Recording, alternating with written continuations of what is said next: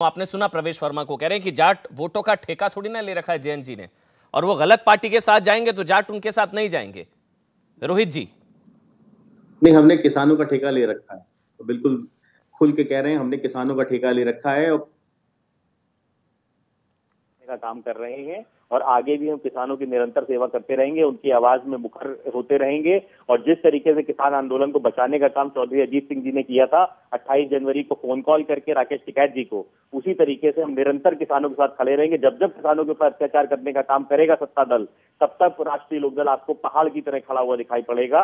बिल्कुल हमने ठेका ले रखा है, हम पूरी तरीके से कह रहे हैं किसानों का ठेका हमने ले रखा है, और जब तक हमारी रगों में खून बह रहा है तब तक हम किसानों के ऊपर अत्याचार नहीं होने देंगे। भारतीय जनता पार्टी जितना चाहे कोशिश कर ले, हम किसान को नहीं हारने देंगे।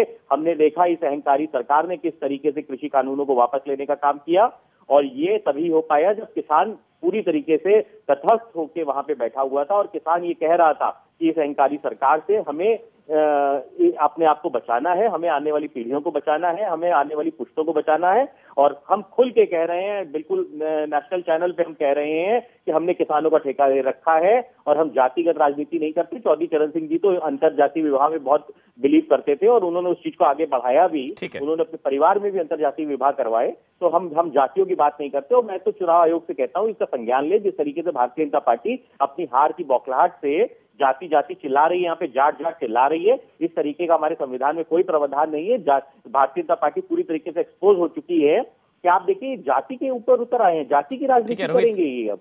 ठीक है, दोनों रोहित है। अब रोहित चहल का जवाब ले लेते हैं बीजेपी से। रोहित, मिल गया जवाब? और कितना डोरे डालेंगे भाई? सीधा मना तो कर दिया, कह रहे हैं 700 किसानों की जो शहादत हुई उनको न्योता दीजिए, न्योता इनको मत दीजिए। मिल गया जवाब रोहित? देखिए अमन जी, जहाँ तक जाटों की बात है, देखिए जाट जो है वो स्वाभिमानी है और शूरवीर कौम है। मैं खुद एक जाट समाज से आता हूँ। देखिए जाट भाइयों ने, चाहे वो 2014 की बात हो, चाहे 17 की बात हो, चाहे 19 की बात हो, भारतीय जनता पार्टी झोली फैलाई भारतीय जनता पार्टी मोदी जी ने, अमित शाह जी ने, और वोट के द्वारा कमल खिलाकर जाट समाज ने दिया। जाटों ने हमेशा, क्योंकि जाटों में और भारतीय जनता पार्टी में एक समानता है, क्योंकि वो देश की बात करती है, सुरक्षा की बात करते हैं। जाट समाज के हमारे जो भाई हैं आज वो सरहद पे खड़े हुए हैं, चाहे वो 1 रैंक 1 पेंशन देने का काम मोदी सरकार ने किया हो, जिस प्रकार से 370 हटाने का काम मोदी सरकार ने किया हो। सबसे महत्वपूर्ण बात है कि देखिए राजा महेंद्र प्रताप सिंह जी की विश्वविद्यालय के बनाने की बात हो, चाहे आज सबसे ज्यादा अगर आप देखें, चाहे 3 गवर्नर हो, चाहे सबसे ज्यादा सांसद हो, चाहे मंत्री हो, चाहे विधायक हो, आज सबसे ज्यादा भारतीय जनता पार्टी के अंदर जाट समाज से हैं बने, जो है भारतीय जनता पार्टी के समय बने। तो देखिए जाट समाज ने हमेशा। रोहित भाई, ये मुगल कहां से आ गए? चुनाव ही नहीं पूरा होना ना, मुगल कहां से? अभी तो मुगल आए, अभी देखिए कौन मुझे लगता है, सुनने दीजिए ना, चुनाव ही नहीं पूरा होना। रोहित को सुन लेते हैं, रोहित चहल को सुन लेते हैं। रोहित एक एक करके बोलते हैं, सुरेंद्र राजपूत भी वेट कर रहे हैं, एक एक करके बोलेंगे ना, क्लैरिटी रहेगी, जो बोलना चाहता है कम से कम बोल पाएगा। हाँ जी रोहित, क्योंकि इसमें अमित शाह ने कहा कि जाट समुदाय के साथ उनका रिश्ता 650 साल पुराना है।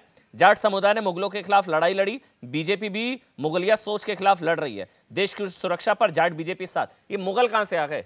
यूपी की लड़ाई मुगलों पर कैसे आई? देखिए जी अमन जी, देखिए सबसे महत्वपूर्ण बात है, देश को तोड़ा मुगलों ने, जिस तरीके से आक्रमण किया, और जिन्ना ने जिस प्रकार से देश को तोड़ा।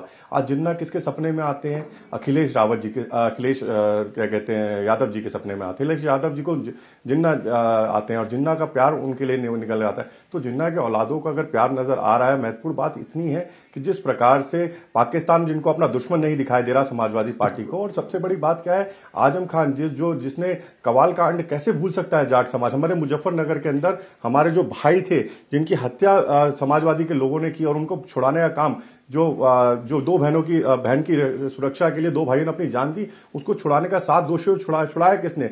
आजम खान ने छुड़ाया। उसके बाद सबसे महत्वपूर्ण बात है, जिस तरीके से वहां पर जो दंगाई थे उनके पैर छूने का काम, अगर युवा नेता है हमारे जैन जी कम से कम उन दंगाइयों के पैर, जो कवाल कांड का जो दोषी था उसके पैर छूने का काम, गुलाम मोहम्मद जोला के पैर छूने का काम कुछ भी बोल रहे हैं। तो देखिए इस तरीके से, अरे गुलाम मोहम्मद जोला के पैर मंच पे छुए, जो दंगाइयों का जिनको भड़काने का काम कर रहे हैं। देखिए रोहित जी, मैंने आपको डिस्टर्ब नहीं किया सर, आज आप उन्हीं दंगाइयों के साथ जिनके हाथ जो है जाट भाइयों के, हमारे हिंदू भाइयों के खून से रंगे हुए हैं। मैंने देखिए सच जो है वो कड़वा लग गया आपको। मुझे अमन जी, अगर 10 सेकंड में तो अपनी बात को पूरी कर लो।